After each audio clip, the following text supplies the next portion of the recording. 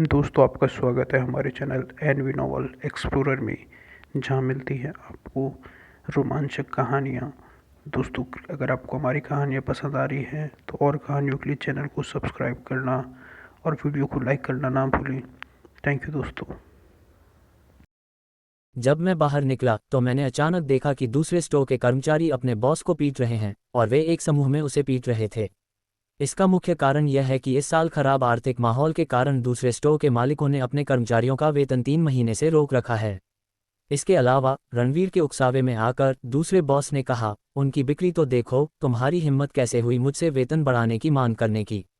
ये शब्द कहते ही पहले से ही असंतुष्ट कर्मचारी भड़क उठे। जल्द ही एक दृश्य आया जहां 3-4 दुकान सहायकों ने एक बॉस को घेर लिया। सभी दुकान सहायक महिलाएं थीं और वे 9 इन वाइट बोन क्लॉथ जैसी हरकतें कर रही थीं। कुछ देर बाद बॉस के चेहरे खून से लथपथ हो गए। ये झगड़े लंबे समय से चल रहे हैं। वे हमेशा कर्मचारियों का मान कम करने की पूरी कोशिश करते हैं और यहां तक कि 3 महीने तक उनका वेतन भी रोक दिया। आज तो उन्होंने अपने कर्मचारियों को रणवीर को वेतन लेते देखने के लिए लाने पर भी जोर दिया, क्योंकि उनके दिल में यह विश्वास था कि रणवीर निश्चित रूप से वेतन नहीं दे पाएगा। आखिरकार रणवीर के पास शुरू से ही ज्यादा पैसे नहीं थे, इसलिए उसे जरूर नुकसान होगा।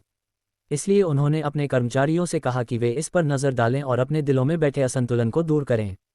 लेकिन किसी को उम्मीद नहीं थी कि इस महीने रणवीर का कारोबार 4,50,000 का होगा। क्या आप जानते हैं कि इस व्यावसायिक सड़क के विकास के बाद से किसी भी दुकान ने इतना कारोबार कभी हासिल नहीं किया? तो अब ये कहा जा सकता है कि इन मालिकों ने अपने ही पैर पर कुल्हाड़ी मार ली। जब रणवीर ने ये दृश्य देखा तो उसे समझ नहीं आया कि क्या करे। एक पल के लिए हिचकिचाने के बाद उसे आगे बढ़कर अपनी दुकान का शटर बंद करना पड़ा। उसकी हिम्मत नहीं हुई कि वह लड़ाई रोकने के लिए ऊपर जाए। कौन जानता था कि उसे भी पीटा जाएगा। इसके अलावा रणवीर अच्छी तरह जानता था कि उसका सिस्टम उपन्यासों में वर्णित जितना जबरदस्त नहीं है और उसे शक्तिशाली मार्शल आर्ट नहीं दे सकता। इसलिए समझदारी से काम लेना और अपनी सुरक्षा करना बेहतर है। रणवीर ने फिर अपने कर्मचारियों को वेतन देना जारी रखा। शिला के वेतन देने के बाद इसमें कोई संदेह नहीं था कि जिया अगले सबसे ज्यादा वेतन पाने वाले व्यक्ति होंगे। इसके बाद सुमन, नीलिमा, विजय और फरहान हैं। फरहान का वेतन भी 10,000 रुपये से ज्यादा था, लेकिन ये पूरी तरह से ओवरटाइम वेतन से चलता था। फरहान बहुत संतुष्ट थी, लेकिन साथ ही उन्हें थोड़ा अपराधबोध भी हुआ। आखिरकार उन्हें लग रहा था कि वह इस वेतन के लायक नहीं हैं। आखिरकार उन्होंने सिर्फ 800 रुपये कमाए थे, इसलिए उन्होंने मन ही मन शिला और अन्य लोगों से सीखने और पैसे का सर्वोत्तम मूल्य पाने का प्रयास करने का मन बना लिया। रणवीर को अपना वेतन मिलने के बाद वह भी बहुत उत्साहित थे। आखिरकार उन्होंने एक ही बार में 400,000 रुपये से ज्यादा कमाए थे। हालांकि अफसोस की बात यह थी कि इस वेतन से उसे मिलने वाली छूट की गणना अभी भी सिस्टम के पिछले संस्करण द्वारा दी गई दोहरी छूट के आधार पर की जा रही थी। वरना उसे और पैसे मिल सकते थे। लेकिन अगले महीने सब ठीक हो जाएगा और मुझे अगले महीने बहुत सारा पैसा मिल जाएगा। रणवीर ने फिर अपने पास मौजूद पैसों का हिसाब लगाया और पाया कि उसने इस दौरान वाकई बहुत पैसा कमाया था। उसकी बचत 10 लाख से भी ज्यादा थी। हा, मैंने कभी नहीं सोचा था कि मैं करोड़पति हो जाऊंगा। रणवीर ने बड़ी खुशी से सोचा। ये वाकई रोमांचक है कि जहां मेरे साथी अभी भी कॉलेज में अपनी जवानी बर्बाद कर रहे हैं, वहीं मैं करोड़पति हो गया हूं। इस महीने सभी ने कड़ी मेहनत की है और बहुत अच्छा काम किया है। हमने इतना अच्छा टर्नओवर हासिल किया है। आइए हम अच्छा काम करते रहें और भी बड़ी सफलता हासिल करें। रणवीर ने फिर मनोबल बढ़ाया। लेकिन जब रणवीर खुशी से जयकार कर रहा था तो सभी दुकान के कर्मचारियों ने अपना सिर नीचे कर लिया और कुछ नहीं कहा। क्या हुआ? तुम फिर से नाखुश क्यों हो? क्या तुम्हारी तनख्वाह बहुत कम थी? अगर तुम्हारी कोई मांग है तो उसे बता देना। रणवीर ने संदेह से पूछा। क्या तुम्हें ये नहीं पता, एक बॉस के तौर पर तुम सिर्फ 10,000 रुपये से भी कम कमाते हो। शायद तुम बाकियों से भी कम कमाते हो। जो लोग नहीं जानते वे सोचेंगे कि तुम हमारे लिए काम कर रहे हो। जिया ने सीधे कहा। जिया की बात सुनकर रणवीर ने आखिरकार प्रतिक्रिया दी। ये सचमुच ऐसा ही था। अगर सामान्य पुरस्कारों और टीम निर्माण को ध्यान में रखा जाए तो ऊपरी तौर पर उसने जो पैसा कमाया वह वास्तव में उतना ज्यादा नहीं था। रणवीर की सोच अभी बहुत सरल थी। उसने केवल टर्नओवर की गणना की और वेतन वाला हिस्सा घटा दिया, जिससे 90,000 रुपये बचे। वह टीम निर्माण जैसे पिछले खर्चों के बारे में भूल गया। अगर आप इसे इस तरह से गिने तो यह वास्तव में बहुत कम है। फरहान से थोड़ा ज्यादा, लेकिन दूसरों के वेतन की तुलना में ये बहुत कम है। तो कर्मचारियों ने सोचा कि रणवीर इतने कम पैसे में इतना बड़ा जोखिम उठा रहा है। आखिरकार अगर इस महीने टर्नओवर इतना ज्यादा नहीं होता तो उनका वेतन अभी भी उतना ही होता और कम नहीं होता। हालांकि रणवीर को भारी नुकसान हुआ। यही वह रूप है जो कर्मचारी देख सकते हैं। रणवीर को सबकी बात समझ में आ गई और उसने मुस्कुराते हुए कहा, दरअसल मैं ये 20,000 रुपये लेने में सहज महसूस नहीं कर रहा हूँ। आखिरकार मुझे कुछ नहीं आता, मुझे मैनेज करना नहीं आता, मुझे कपड़े बेचना नहीं आता, सब कुछ तो आप लोग ही करते हैं, मैं कुछ नहीं करता और मुझे 20,000 रुपये मिलते हैं, ये तो बहुत है। तब कई कर्मचारियों की आंखें लाल हो गईं। कोई बॉस इतना अच्छा कैसे हो सकता है? शायद सिर्फ उनके माता पिता ही उनके साथ ऐसा व्यवहार करते होंगे। तब सभी ने फिर से वेतन में कटौती का प्रस्ताव रखा, जिससे रणवीर डर गए। उन्होंने तुरंत सभी की कड़ी आलोचना की और किसी को भी दोबारा वेतन में कटौती का प्रस्ताव रखने से पूरी तरह मना कर दिया। रणवीर ने एक ही झटके में 2 लक्ष्य हासिल कर लिए। उन्होंने पैसा कमाया और अपने कर्मचारियों का दिल जीत लिया। यह एहसास इतना ज़बरदस्त होता है कि कोई समझ नहीं पाता। रणवीर ने फिर दुकान का दरवाज़ा खोला और काम जारी रखा। बाहर लड़ रहे लोग पहले ही तितर बितर हो चुके थे, लेकिन आसपास की सभी दुकानें बंद थीं। मुझे लगता है कि उस स्थिति में काम जारी रखना नामुमकिन था। तब जिया ने रणवीर को बाहर बुलाया और वे दोनों धीरे धीरे सड़क पर चल पड़े। जिया कहा, तुम ऐसे नहीं चल सकते। यह महीना तो निकल जाएगा, लेकिन अगर तब तक कुछ अनपेक्षित हुआ तो तुम दिवालिया हो जाओगे। 1 साल बाद तुम्हारे सभी कर्मचारी करोड़पति बन जाएंगे, लेकिन तुम फिर भी वही बेचारे हारे हुए रहोगे। कोई बात नहीं, मुझे अपने कर्मचारियों की खुशी सबसे ज़्यादा चाहिए। वैसे मैंने तुम्हें उस समय कहा था कि मैं बस इंतज़ार करूंगा और देखूंगा, मैं पैसा नहीं गंवाऊंगा। अब तुम समझ गए, रणवीर ने खुशी से कहा। और मेरा तरीका है अपने कर्मचारियों का दिल जीतना और उन्हें मेहनत करने देना ताकि मैं पैसा कमा सकूं। मुझे कुछ करने की ज़रूरत नहीं है और मैं हर महीने कुछ पैसे कमा सकता हूं। हालांकि यह थोड़ा कम है, लेकिन मैंने सच में कुछ नहीं किया। जिया हंसी, तुमने कुछ भी निवेश नहीं किया। क्या तुमने कभी इसके बारे में सोचा है? तुमने लाखों डॉलर निवेश किए हैं और ये खर्च हर महीने होते हैं। ये जोखिम तुम अकेले ही उठाते हो। क्या ये निवेश नहीं है? तुम सच में सोचते हो कि चीज़ें बहुत आसान हैं? तुम हमेशा इतने भाग्यशाली नहीं रहोगे। ठीक है, अब इस बारे में बात नहीं करते। मैं तुमसे एक सवाल पूछता हूँ। क्या अब कोई बेहतर उद्योग है? ऐसा उद्योग जिसमें प्रवेश करना आसान हो और बेहतर होगा कि वह अपने कर्मचारियों पर खूब पैसा खर्च करे। रणवीर ने विषय बदलते हुए पूछा। जिया को समझ नहीं आ रहा था कि क्या कहे। कुछ देर सोचने के बाद उसने कहा, तुम किसी नए उद्योग में प्रवेश नहीं करना चाहते, है ना? लेकिन मुझे लगता है कि तुम्हारी 600,000 से ज़्यादा की मौजूदा संपत्ति के साथ यह मुश्किल होगा। लेकिन ये कोई बुरा विचार नहीं है। आखिरकार आज के इंटरनेट युग में कपड़ा उद्योग एक सूर्यास्त उद्योग है। इसे बदलना कोई समस्या नहीं है, लेकिन अभी वहाँ से न जाना ही बेहतर है। आखिरकार वर्तमान आर्थिक स्थिति बहुत अच्छी नहीं है। अर्थव्यवस्था ठीक होने के बाद मैं तुम्हें एक अच्छा उद्योग ढूंढने में मदद करूंगा। नहीं, मैं कपड़ों की दुकान नहीं बदलना चाहता, मैं तो बस किसी और उद्योग में शामिल होना चाहता हूँ। रणवीर ने अपना सिर खुजलाया और अजीब तरह से कहा। जिया ने फिर भौहें चढ़ाईं, तुम्हारा मतलब है कि तुम कपड़ों की दुकान बदलकर कोई नया उद्योग नहीं, बल्कि कोई नया क्षेत्र शुरू करना चाहते हो। अपनी मौजूदा स्थिति में बेहतर होगा कि तुम अपनी सांस बचा लो। ज्यादा गुस्ताखी मत करो, बहुत बड़ा कदम मत उठाओ, वरना तुम्हारा पैर टूट सकता है। रणवीर ने जिया के अप्रिय स्वर को सुना, लेकिन उसे ज्यादा परवाह नहीं थी। वह ये भी जानता था कि जिया ये सब अपने भले के लिए कर रहा है, लेकिन इससे कोई फर्क नहीं पड़ता। आखिरकार सिस्टम द्वारा दी गई समय सीमा से पहले अभी भी 20 दिन से ज्यादा बाकी हैं। तब तक मैं बस जाकर लाखों डॉलर मूल्य की कोई छोटी कंपनी ढूंढ सकता हूँ, और मेरी कोई ज़रूरत से ज़्यादा ज़रूरतें भी नहीं हैं। जब तक कर्मचारी ज़्यादा हैं, यह एक अच्छी कंपनी है और ऐसा उद्योग अपेक्षाकृत आसानी से मिल जाना चाहिए। दरअसल सबसे अच्छी स्थिति खर्चों पर नियंत्रण रखना है। बेहतर होगा कि खर्च मुख्य रूप से कर्मचारियों के खर्चों पर केंद्रित हो और अन्य पहलुओं पर कोई खर्च न हो। ऐसा उद्योग सबसे अच्छा है। ठीक है, और कुछ नहीं करना है। तुम दुकान वापस जा सकते हो या जो चाहो कर सकते हो। मैं पहले घर जा रहा हूँ। जिया से कुछ कहने के बाद रणवीर वहां से चला गया और घर की ओर चल दिया। हालांकि आधे सफर में रणवीर को उसके हाई स्कूल के क्लास मॉनिटर का फोन आया, जिसने उसे बताया कि अगले दिन क्लास में एक पार्टी होगी। शुरुआत में रणवीर जैसा एक कमज़ोर और असफल छात्र इस तरह के समारोहों के लिए बहुत प्रतिरोधी था, लेकिन अब रणवीर अलग है। आखिरकार वह भविष्य में एक प्रतिभाशाली व्यक्ति जरूर बनेगा और अब उसमें पहले जैसी हीन भावना नहीं रही। इसके बाद फरहान ने भी रणवीर से संपर्क किया और दोनों अगले दिन साथ जाने के लिए सहमत हो गए। दिन जल्दी बीत गया। रणवीर और फरहान स्कूल के पास रियल एस्टेट स्ट्रीट पर मिलने के लिए सहमत हुए। वे पहले स्कूल जाकर देखना चाहते थे, इसलिए रणवीर यहाँ जल्दी पहुँच गए। फिर मैं आसपास के माहौल से आकर्षित हुआ। आसपास के इलाके की कई रियल एस्टेट एजेंसियां बंद थीं और दरवाजों पर ट्रांसफर के विज्ञापन लगे हुए थे। रणवीर ने सोचा, क्या रियल एस्टेट एजेंसी उद्योग उसके लिए एक अच्छा उद्योग नहीं है? निवेश अपेक्षाकृत कम है और कर्मचारी भी काफ़ी हैं। क्या यह एक आदर्श छूट उद्योग नहीं है? इसके अलावा इस साल कुल मिलाकर आर्थिक माहौल तेजी से बढ़ रहा है, घरों की कीमतें खास तौर पर कम हैं, सबकी आमदनी बहुत कम है और डेवलपर अपनी संपत्तियां कम दामों पर बेचने को तैयार नहीं हैं, इसलिए कई रियल एस्टेट एजेंसियां दिवालिया हो गई हैं। इस लिहाज से ट्रांसफ़र शुल्क काफ़ी संतोषजनक होना चाहिए। इसके अलावा रणवीर को रियल एस्टेट बाजार की कोई परवाह नहीं है और उसने पैसा कमाने के लिए कंपनी शुरू नहीं की थी। इस समय फरहान भी आ गए थे, इसलिए रणवीर को इस विचार को कुछ समय के लिए टालना पड़ा। फिर वे दोनों साथ में प्रायोगिक माध्यमिक विद्यालय गए। जब वह कक्षा में पहुंची तो वहां पहले से ही बहुत सारे लोग मौजूद थे और सभी ने फरहान का उत्साहपूर्वक स्वागत किया। हालांकि रणवीर का स्वागत सिर्फ कुछ करीबी दोस्तों ने ही किया। ऐसा हो ही नहीं सकता। आखिरकार फरहान इस साल की कॉलेज प्रवेश परीक्षा में सबसे ज़्यादा अंक लाने वाली छात्रा है, इसलिए उसका ज़्यादा लोकप्रिय होना स्वाभाविक है। सबके मन में रणवीर बस एक घटिया छात्र है जिसे विश्वविद्यालय से निकाल दिया गया है। कोई भी किसी घटिया छात्र के साथ खेलना नहीं चाहेगा। एक के बाद एक कई छात्र आए और आते ही हर छात्र सबसे पहले अपने विश्वविद्यालय जीवन की शान बघारता था।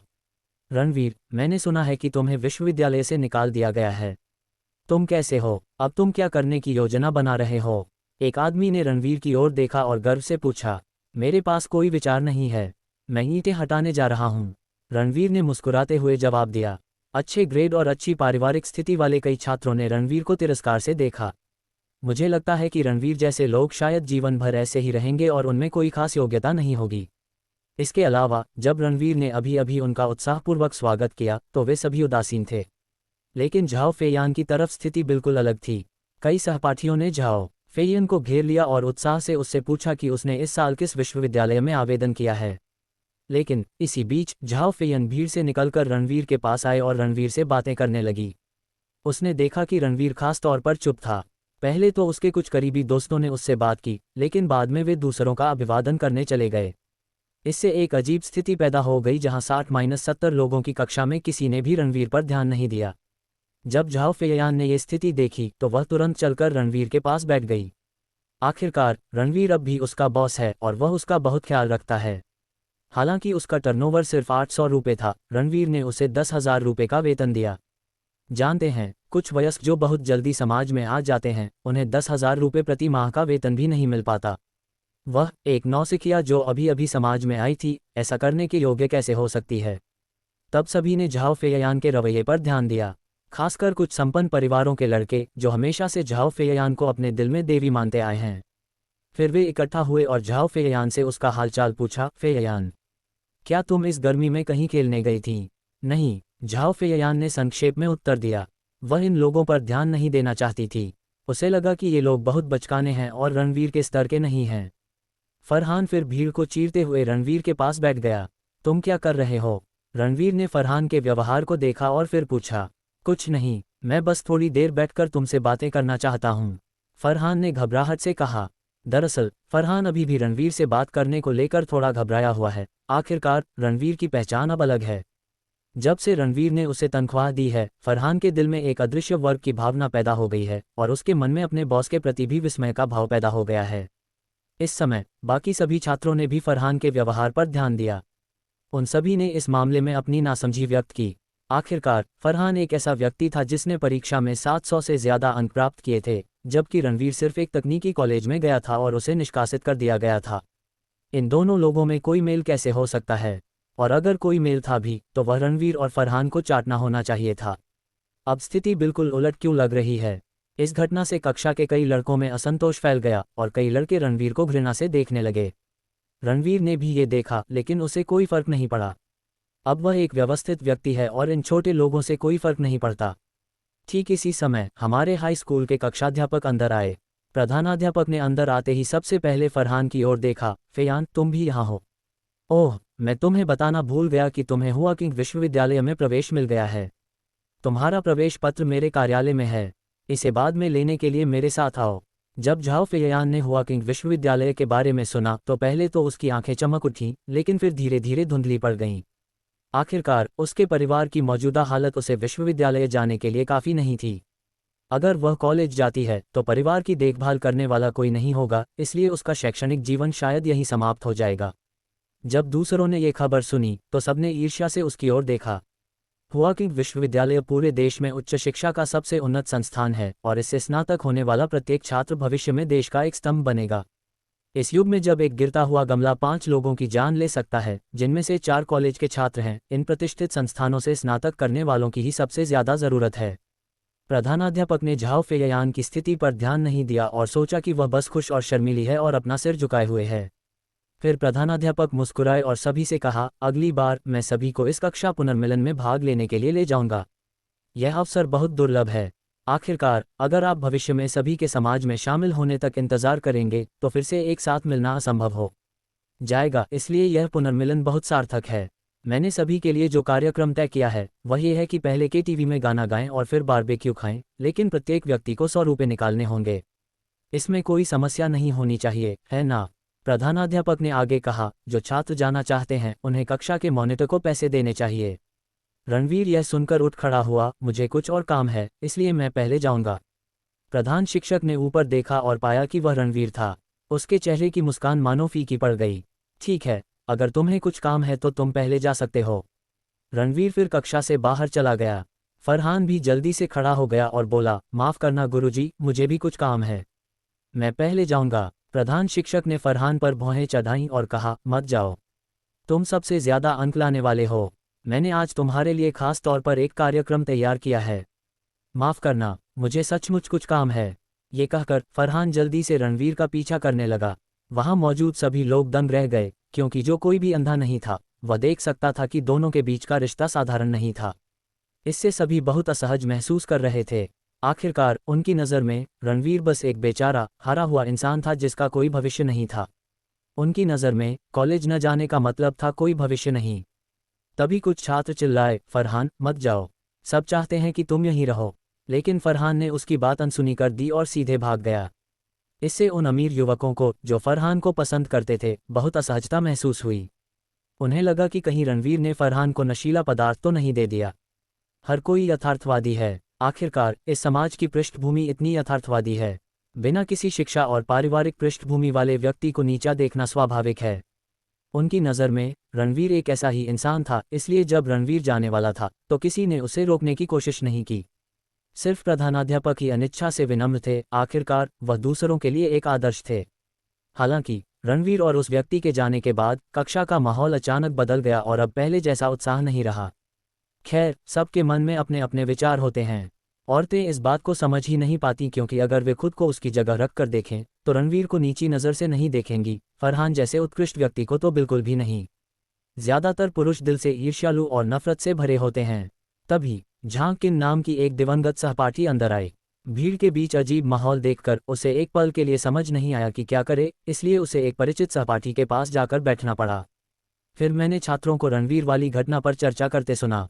झांग किन को यह सुनकर बिल्कुल भी आश्चर्य नहीं हुआ, क्योंकि उसकी चचेरी बहन झांग क्विहुआ थी और झांग क्विहुआ ने पहले भी वीचैट मोमेंट्स पर बहुत कुछ पोस्ट किया था, इसलिए वह रणवीर के मामलों से अच्छी तरह वाकिफ थी। फरहान का रणवीर का पीछा करना आम बात है, शायद तुम्हें पता न हो। रणवीर अब बॉस है, झांग किन ने सभी से कहा। लेकिन ये सुनकर सभी के चेहरे पर अलग अलग भाव थे। लेकिन संक्षेप में कहें तो 2 तरह के भाव होते हैं, एक अविश्वास और दूसरा तिरस्कार। अगर रणवीर जैसे लोग बॉस बन सकते तो दुनिया शायद बॉसों से भरी होती। हालांकि कुछ ऐसे भी थे जिन्होंने इस मामले पर कोई संदेह नहीं जताया, लेकिन फिर भी हैरान भाव दिखाए। प्रधानाध्यापक भी आश्चर्य से मुंह खोले झांग किन को देखने लगे। हाँ, बिल्कुल सही, मेरी बहन उनके स्टोर की मैनेजर है और फरहान अब उनके क्लर्क हैं, झांग किन ने आगे कहा। इसी समय एक सहपाठी ने झांग किन को बीच में टोकते हुए कहा, छोड़ो, है ना, अपने रूप रंग से क्या वह बॉस हो सकते हैं? क्या तुम मुझे बता सकते हो कि उन्होंने किस तरह का स्टोर खोला है? एक कपड़ों की दुकान, बिल्कुल कमर्शियल स्ट्रीट पर। अगर आपको मेरी बात पर यकीन नहीं है तो जाकर देख लीजिए। झांग किन ने देखा कि सबको उसकी बात पर यकीन नहीं हो रहा, इसलिए उसने आगे कहा, हाँ, ये तो कपड़ों की दुकान निकली। मुझे लगा था कि कोई बड़ी कंपनी होगी। क्या इस रूप में भी कपड़ों की दुकान खोली जा सकती है? ये तो उसके व्यक्तित्व पर बिल्कुल जचता है। किसी ने आगे कहा, हाँ, मुझे नहीं पता ये लड़का क्या सोच रहा है। आजकल ज्यादातर लोग ऑनलाइन शॉपिंग करते हैं, अब कपड़ों की दुकान पर कपड़े खरीदने कौन जाता है? प्रधानाध्यापक ने भी अपना माथा पकड़ लिया और बेबसी से कहा। कुछ अमीर परिवारों के छात्र भी सहमत हुए। हाँ, सिर्फ वही कपड़ों की दुकान खोलेगा। अब तो बिग डेटा का ज़माना है, कौन कपड़ों की दुकान खोलना चाहेगा? अगर मैं गलत नहीं हूं तो उसकी दुकान जल्द ही बंद हो जानी चाहिए, है ना? एक छात्र हंसा और मजाक उड़ाया। इन लोगों के चेहरे इतने नफरत से भरे थे कि झांकिन अब और बर्दाश्त नहीं कर सकती थी। आखिरकार उसने नीलिमा को रणवीर के बारे में बात करते सुना था और उसके मन में अब भी उसके लिए कुछ अच्छी भावनाएं थीं। बिल्कुल नहीं, मैंने अपनी बहन से सुना है कि इस महीने उनका कारोबार 4,50,000 तक पहुंच गया है और यह सिर्फ ऑफलाइन बिक्री है। रणवीर ऑनलाइन बिक्री की वकालत नहीं करता। अब सबके चेहरों पर मुस्कान जम गई। उन्होंने कभी सपने में भी नहीं सोचा था कि किसी कपड़ों की दुकान का कारोबार 4,50,000 हो सकता है। ये तो नामुमकिन था। इसके अलावा इस साल देश का समग्र आर्थिक माहौल अच्छा नहीं है, खासकर कपड़ों जैसी ज़रूरत से ज़्यादा ज़रूरी चीज़ों के लिए ज़्यादातर लोग कम से कम खरीदना पसंद करते हैं। झांकिन, तुम ज़रूर मजाक कर रहे हो? कुछ छात्र, जो हमेशा रणवीर को नीची नज़र से देखते थे, अनिच्छा से पूछने लगे। झांकिन भी असहाय लग रही थी, इसलिए उन्हें अपना मोबाइल फ़ोन निकालकर नीलिमा और उनके बीच की चैट हिस्ट्री क्लास ग्रुप में भेजनी पड़ी। इन तस्वीरों में से एक इस महीने ग्रीष्म संक्रांति के अंत में रणवीर के स्टोर द्वारा संक्षेपित बिल है, जिसमें टीम बिल्डिंग जैसे कई लेन देन भी शामिल हैं। कुछ छात्रों ने इन्हें देखकर ईर्ष्या व्यक्त की। आखिरकार अब उनके लिए वहां का हर खर्च काफ़ी बड़ी रकम है। झांकिन सबके हाव भाव देखकर मुस्कुराईं। तो फरहान का रणवीर के साथ ऐसा व्यवहार करना अनुचित नहीं है। मैंने अपनी बहन से भी सुना है कि फरहान ने इस महीने सिर्फ 800 रुपये की बिक्री की, लेकिन उन्हें 10,000 रुपये से ज़्यादा का वेतन मिला। किसी को ये कैसे पसंद नहीं आ सकता? मुझे सच में उम्मीद नहीं थी कि रणवीर ऐसे इंसान होंगे। उन्हें सिर्फ थोड़े से पैसे होने का दिखावा करना नहीं आता। रणवीर को नापसंद करने वाले कई सहपाठियों ने अपनी बात जारी रखी। उनकी मानसिकता अब विकृत हो चुकी है और उन्होंने इस घटना को फरहान के पैसे के प्रति प्रेम के कारण नहीं माना। हालांकि यह सच नहीं है, फिर भी उन्हें ऐसा सोचना चाहिए, भले ही वे ऐसा ही सोचें। अब वे इस मामले को फरहान को पैसे का इस्तेमाल करके फरहान का दिल जीतने के लिए जिम्मेदार ठहरा रहे हैं। ये लोगों के मन की सच्चाई का प्रतिबिंब है। वे हमेशा यही सोचते हैं कि कम अंक पाने वाले लोग हर काम किसी मकसद से करते हैं। दरअसल ऐसा नहीं है। मैंने अपनी बहन से सुना है कि उनके स्टोर में फरहान का वेतन पहले से ही सबसे कम है। सबसे ज़्यादा वेतन 1,20,000 रुपये प्रति माह है। झांकिन ने अपनी बात जारी रखी। पूरी जगह सन्नाटा छा गया और सभी लोग हैरानी से झांकिन को देखने लगे। इस बार तो प्रधानाध्यापिका को भी यकीन नहीं हुआ। आखिरकार शिक्षिका होना एक अपेक्षाकृत आकर्षक पेशा माना जाता है और वह एक साल में इतना पैसा नहीं कमा सकती। और तुम्हें पता नहीं, सिर्फ फरहान ही ऐसा नहीं है, मेरी चचेरी बहन भी ऐसी ही है। जब तक मैं रणवीर के बारे में कुछ बुरा कहूँगा, वह मुझ पर गुस्सा हो जाएगी और कहेगी कि मैं रणवीर की बुराई कर रहा हूँ। झांकिन ने दुखी होकर कहा। सब फिर से चौंक गए। रणवीर इतनी आकर्षक कब हो गई? Dot dot dot dot dot dot. जब सब चौंक गए तभी रणवीर और फरहान कैंपस से बाहर निकल चुके थे। रणवीर को समझ नहीं आया कि फरहान उसके साथ क्यों बाहर आए, लेकिन इसके सिर्फ दो कारण थे। या तो वह 100 रुपये खर्च करने से हिचकिचा रही थी, या उसे ऐसी सभाएं उतनी पसंद नहीं थी जितनी उसे। रणवीर को सचमुच इस तरह की सभाएं पसंद नहीं हैं। इस तरह की सभाएं दूसरों के लिए एक खुशी की पार्टी हो सकती हैं, लेकिन उसके जैसे किसी व्यक्ति के लिए यह एक व्यंग्य प्रतियोगिता है। हालांकि एक और संभावना ये भी है कि फरहान को रणवीर पसंद है, लेकिन रणवीर, जो एक सीधा सादा इंसान है, ऐसा नहीं सोचता।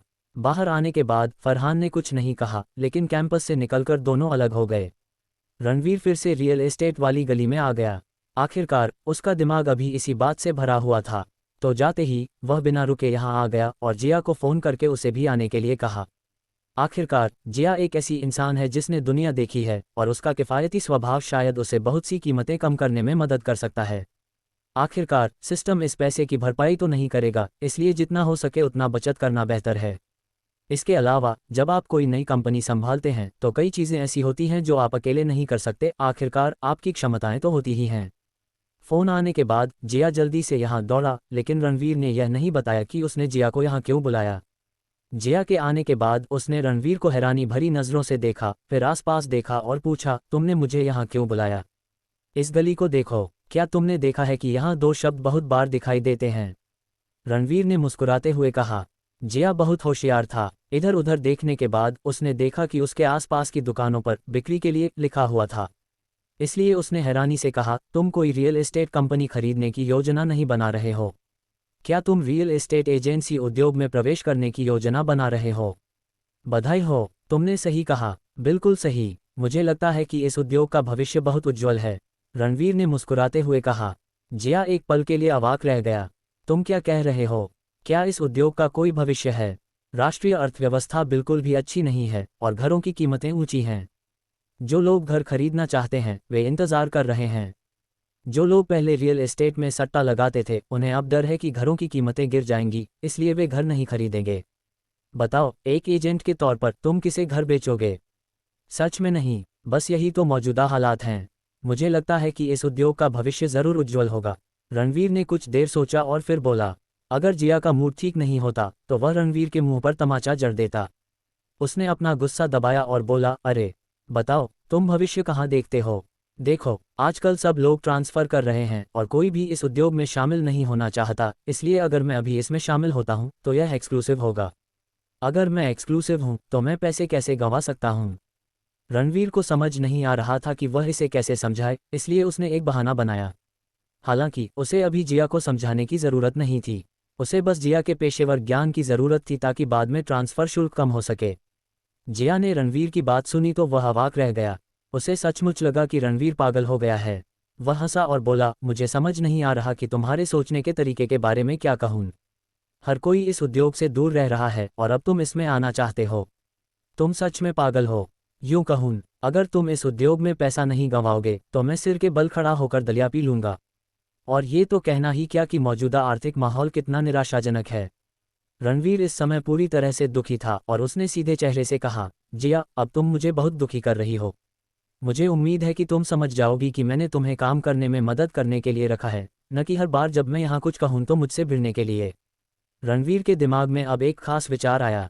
वह असल में जिया को अपने वश में करना चाहता है और चाहता है कि जिया बाकी स्टोर कर्मचारियों की तरह पूरी तरह से उसके अधीन हो जाए। जिया इतनी दुखी थी कि लगभग रो पड़ी। पता नहीं मैं हर बार तुमसे बात करते हुए इतना गुस्सा क्यों हो जाती हूँ और हर बार जब मेरी दयालुता को नज़रअंदाज किया जाता है।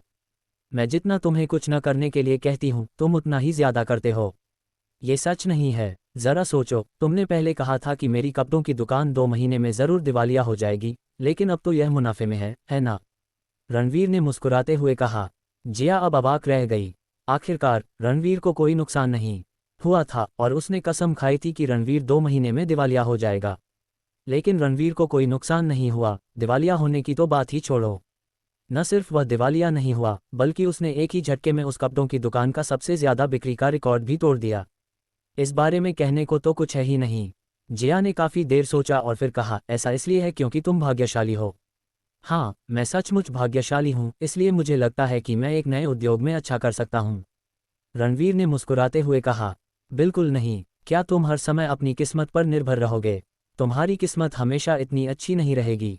रणवीर की यह बात सुनकर जिया को लगभग खून की उल्टी आ गई। ठीक है, इसकी चिंता मत करो।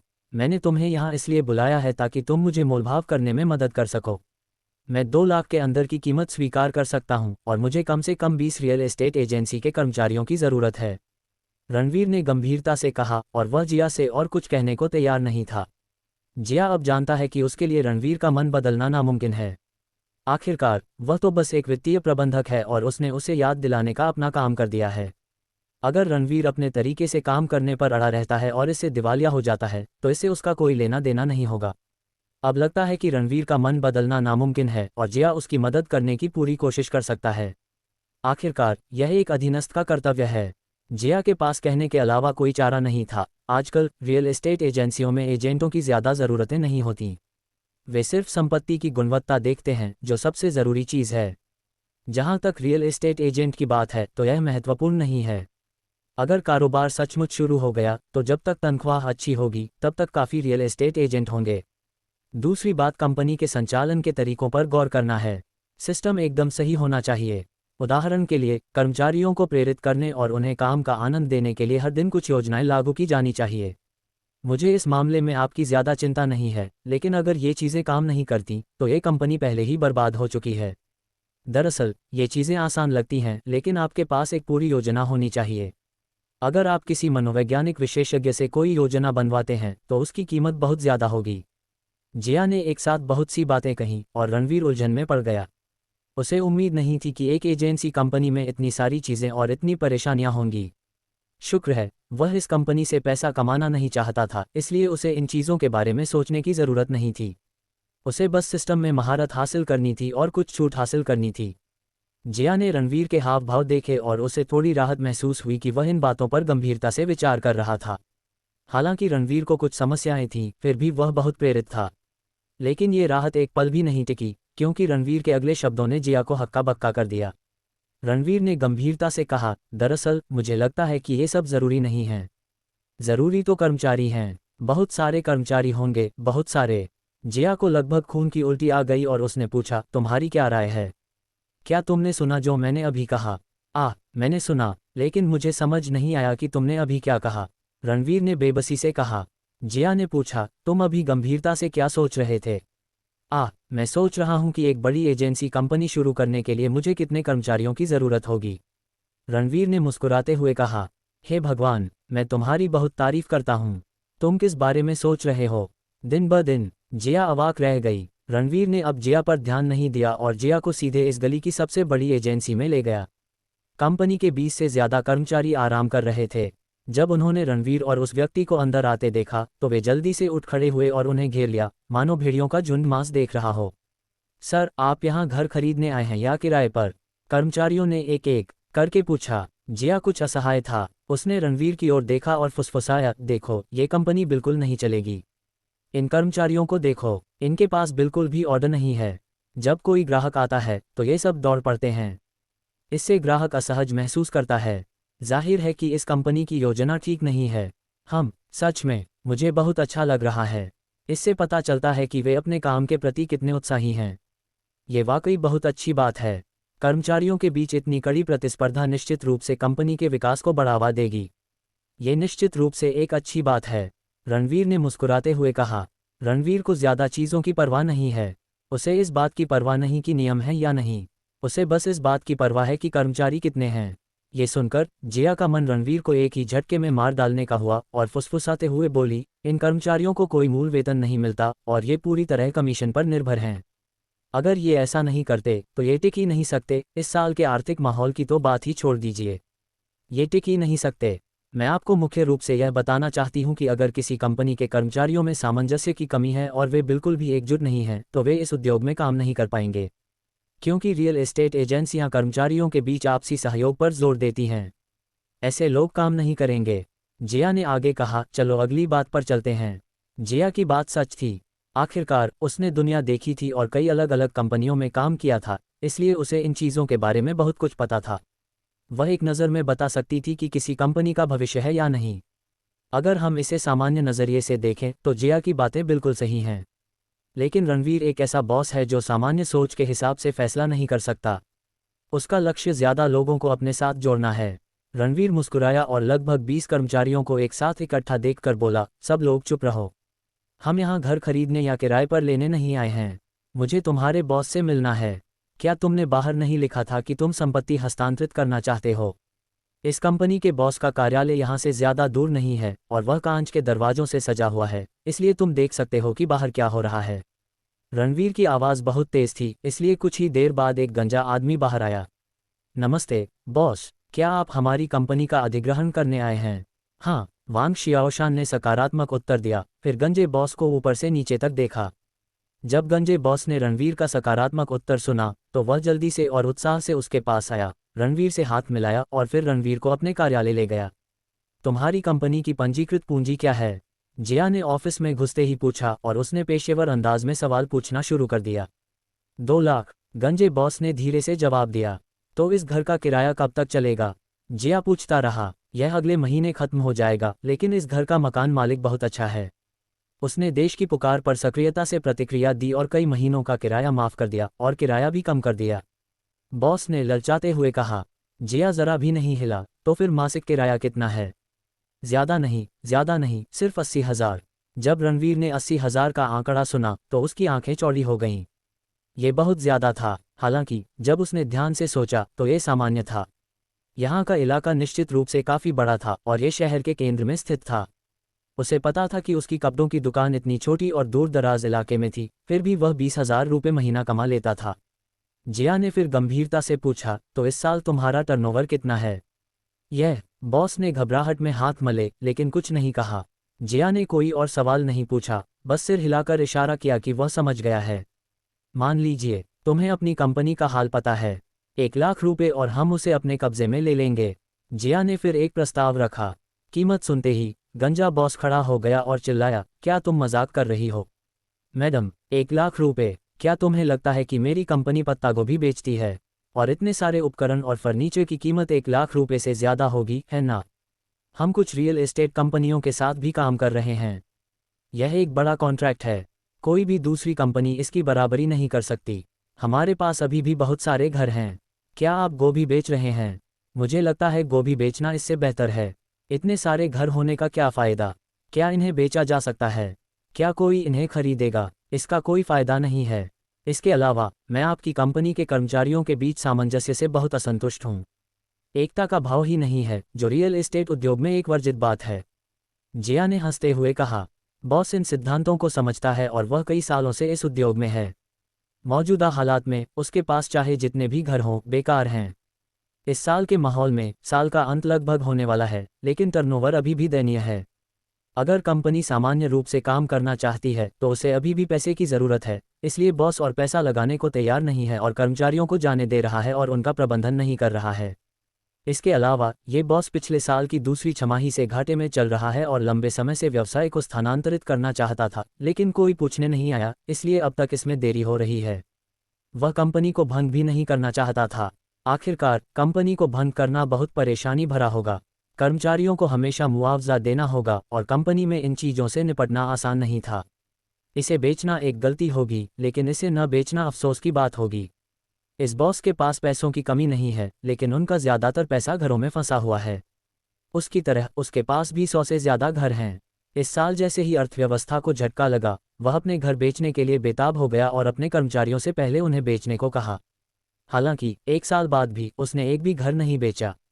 इसके अलावा इस साल उसकी कोई कमाई नहीं हुई, लेकिन उसके पास पहले से ही इतने सारे घर थे कि प्रॉपर्टी की फीस भी उसके लिए बहुत ज़्यादा थी। क्या हाल है? आप हमें सबसे कम कीमत बताएं और हम देख लेंगे। अगर हो सके तो हम अभी औपचारिकताएं पूरी कर सकते हैं। जिया ने बेसुध बॉस की तरफ देखते हुए कहा, क्या हाल है? मुझे लगता है कि आप लोग अच्छे लोग हैं, तो चलो बस 500,000 दे देते हैं। ये पहले से ही बहुत कम कीमत है। अगर मुझे पैसों की ज़रूरत न होती तो मैं इसे इतने बड़े नुकसान में कभी खर्च नहीं करता। बॉस ने कुछ देर सोचा और कहा। जिया ने फिर आंखें घुमाईं और कहा, मुझे अपनी कंपनी की सुबह की मीटिंग का प्लान दिखाओ। फिर बॉस ने दराज से 1 दर्जन दस्तावेज निकाले और जिया को थमा दिए। मुझे मत बताओ कि ये तुम्हारी कंपनी की मौजूदा योजना है। अगर मैं गलत नहीं हूं तो ये कई साल पुरानी चीज़ें हैं। ये चीज़ें पूरी कंपनी की नींव हैं। तुम्हारी तो बिल्कुल बेकार है। जिया ने फिर लापरवाही से दस्तावेज मेज़ पर फेंक दिए। क्या ये चीज़ ज़रूरी नहीं है? बॉस ने थोड़ा दोषी महसूस करते हुए धीमी आवाज़ में कहा, क्या ये ज़रूरी नहीं है? ये चीज़ बहुत ज़रूरी है, ठीक है। सेल्स इंडस्ट्री में, खासकर रियल एस्टेट एजेंसियों में, हर कर्मचारी का कोई बेसिक वेतन नहीं होता। उन्हें सिर्फ घर बेचकर कमीशन मिलता है। हम कर्मचारियों को बॉस के लिए पूरे मन से घर बेचने के लिए कैसे प्रेरित कर सकते हैं? उन्हें और ज़्यादा प्रेरित कैसे किया जाए? यहीं पर ये योजना काम आती है। अगर ये योजना काम नहीं करती तो ये बस एक शेल कंपनी बनकर रह जाएगी। अगर कर्मचारी प्रेरित ही नहीं होंगे तो इसका क्या मतलब है? जिया ने आगे कहा, ये कैसा रहेगा? मैं एक और रियायत दे दूंगा। 4 लाख ठीक है? गंजे बॉस ने एक पल की हिचकिचाहट के बाद कहा, ठीक है, चूंकि तुम इतने सच्चे हो तो चलो एक रियायत दे देते हैं। 1.5 लाख। जिया ने बिना पलक झपकाए गंजे बॉस को देखा। दोनों पक्ष एक पल में गतिरोध में आ गए और समय धीरे धीरे बीतता गया। हालांकि कीमत कम नहीं हुई, लेकिन गंजे बॉस को अब जिया की बात पर बहुत शर्म आ रही थी। अब उसे लग रहा है कि उसकी कंपनी बेकार है, कुछ भी नहीं। इससे पता चलता है कि जिया वाकई सौदेबाजी में माहिर है। अपने विविध पेशेवर ज्ञान से उसने दूसरे बॉस को यह एहसास दिला दिया कि उसकी कंपनी बेकार है। ऐसा करना वाकई मुश्किल है। और उसकी कही हर बात इतनी सही थी कि कोई निष्कर्ष निकालना या उसका खंडन करना नामुमकिन था। ठीक है, 2.5 लाख, यही मेरी आखिरी कीमत है। अगर तुम अब भी इसे स्वीकार नहीं कर सकते तो भूल जाओ। गंजा बॉस आखिरकार दबाव बर्दाश्त नहीं कर सका और अपनी आखिरी कीमत बता दी। दरअसल इस तरह की कंपनी के अधिग्रहण के लिए $250,000 एक अच्छा सौदा है, लेकिन दूसरे नज़रिए से रियल एस्टेट उद्योग की मौजूदा संभावनाओं को देखते हुए यह अभी भी घाटे का सौदा है। जियाजी की राय में $10 भी घाटे का सौदा है। जब रणवीर ने कीमत सुनी तो वह तुरंत उत्साहित हो गया और मेज पटक दी। 2,20,000। अगर आप मान जाएं तो हम तुरंत औपचारिकताएं पूरी कर सकते हैं। दरअसल जियाजी सिर्फ $150,000 ही स्वीकार कर सकता था। आखिरकार रणवीर को $150,000 अभी भी स्वीकार्य थे। अगर कुछ समय तक चलने के बाद भी कारोबार नहीं चला तो रणवीर दिवालिया नहीं हो जाएगा अगर वह दिवालिया होने के कगार से पीछे हट जाता। आखिरकार पिछली बातचीत से हमें पता चला कि इस कंपनी का अपने कर्मचारियों के साथ व्यवहार बिल्कुल भी नहीं है। न खाने पीने की व्यवस्था है, न रहने की व्यवस्था, न ही कोई मूल वेतन, सिर्फ कमीशन। कहा जा सकता है कि ये कर्मचारी अपनी कमाई का इस्तेमाल दूसरों के लिए काम करने में कर रहे हैं। दोस्तों, अगर आपको हमारी वीडियो पसंद आई है तो और अधिक वीडियो के लिए हमारे चैनल को सब्सक्राइब करना ना भूलें। थैंक यू दोस्तों।